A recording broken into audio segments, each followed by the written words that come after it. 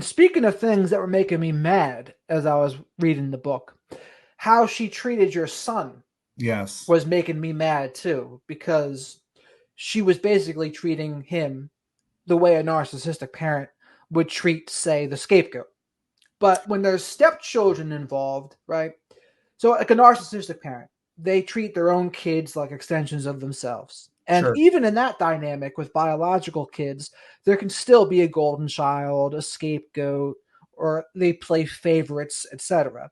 But when there's stepchildren in the mix, they kind of get the designated role of no, they're all the scapegoats and they Sure. can't do anything right. And I'm going to be super critical to them, etc. But yeah, perhaps you could tell a little bit about how that went down. So I'm going to start from just a few days ago. So my son is currently on his Mormon mission. He's in Thailand. He's turning 19 coming up here next month. And he's very happy, very successful. He's on his mission. And we were over at his mom's house, Paula. She has a little girl that she adopted. And we bought her some Christmas presents. And we just finally got to be able to get over there just last week.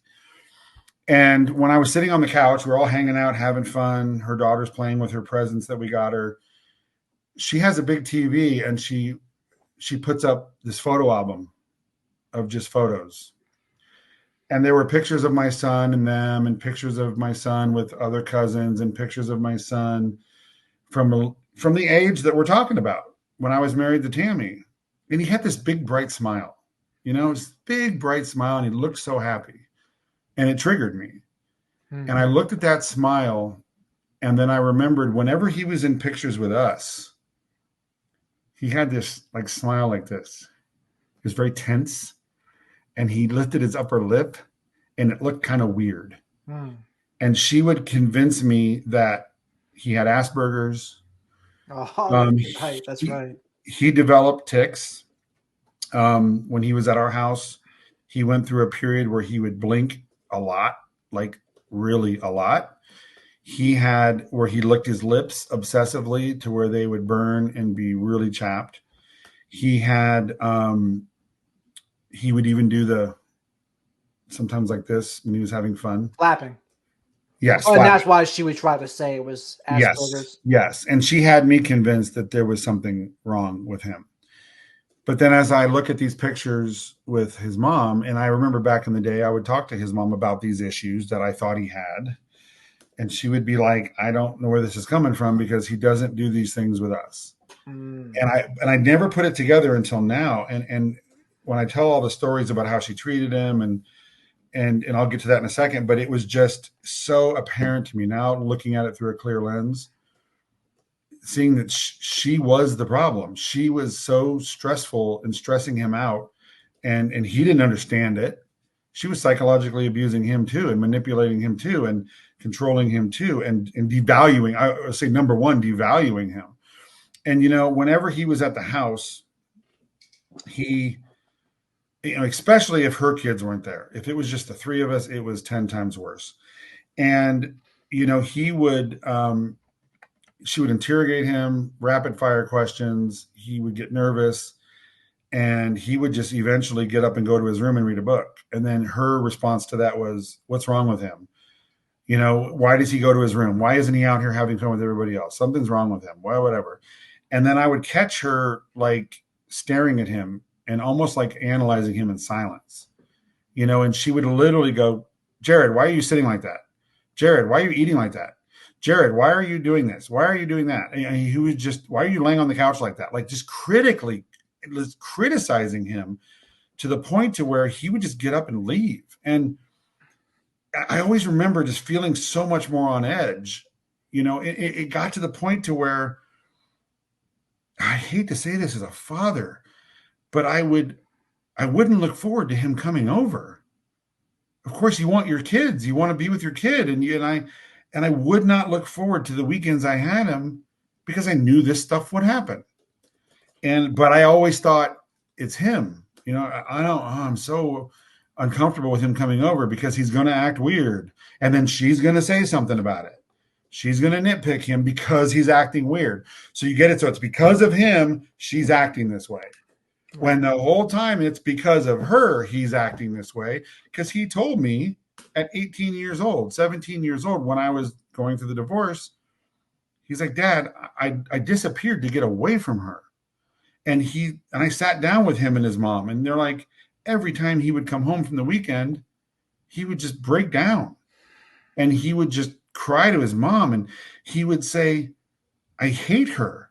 Mm. And she would say, why? Why do you hate her? And he would go, I don't know. That's how confusing it was. Well, He you know what didn't I know. heard? Huh? There's something I heard that really put a punctuation on that.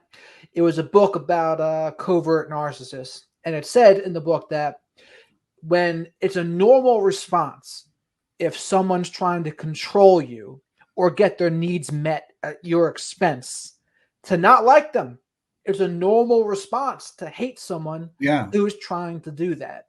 And Yeah. basically, what she was doing was providing the feeling of walking on eggshells to him, where he Yeah. wasn't able to be Yeah. safe, he wasn't able to be himself, he couldn't just relax. And honestly, it's good that he was able to go back to his mother and Yes. like have that escape, because there are some kids, it's not like a step parent situation, they're stuck in that, like there Yes. is no escape. 24/7. So it's pretty good that he was at least able to get out and talk to his mother. Yeah. You were there. I mean, you were stuck a little bit, but Yeah. like he And was able to do that. and then, and he would, and as he got older, he actually told me this. He goes, this sounds crazy, Dad. He goes, but as I got older, I started to actually like her more, not because she treated me any differently, but because I figured out how to not, what's the word, not antagonize her, but not trigger her to do what she was doing. And he said she would even laugh at some of my jokes, whatever. And he said, and then there was this, but the one story that this was towards the end when I was really unhappy, and this just crushed me. He was 16, and every year or two we would go to Utah to her family reunion type thing at this cabin, whatever. And she calls me back to the bedroom and she's like, hey, and she was in a good mood. And she's like, hey, she said, so my family's invited us to go up to the cabin this summer, or this whenever it was, in a couple months. It's going to be really fun. Everyone's going to be there. All her brothers are going to be there. And now her brothers that lived in Utah, they're all normal people. They loved my son. Every time we would go visit them, they loved him. He was like, oh, he's such the greatest kid. All their kids loved him, and the cousins. And I always knew that in the back of my mind. Like, I always knew when they were telling me this, yeah, I know he's a good kid. But then I always thought, why is she treating him this way? Right. So I'm sitting there in the bedroom with him and she goes, oh, yeah, well, I can't wait to go. We should go. And I go, okay, that's great. Yeah, we can go. And I said, well, of course, Jared's invited, right? And she looked at me and she goes, well, yeah, of course they invited Jared. And I go, oh, great. And she goes, but I don't want him going. Uh, And, I, and I'm like, what? And my heart just sank. And she goes, I'm like, why? She goes, you know how he gets, you know how annoying he can be. She's like, I just want to go and have a good time and be with my family and relax and not have to worry about how he's behaving. Now, this kid's so driving selfish. at this point. So selfish. So this was, and this was the first time I really stood up for myself and my son. And I looked at her and I said, well, you know what? If Jared's not going, I'm not going. Very Now, good. waiting for the reaction of, oh, no, no, no, like I want you to go, or no, okay, he can come. She didn't bat an eye, and she looked at me and she goes, okay, just me and my kids will go then. She didn't care. Didn't care. Didn't give a fuck that I was not going. So I didn't go. Jared didn't go. We actually spent the weekend, and that was the other part of that.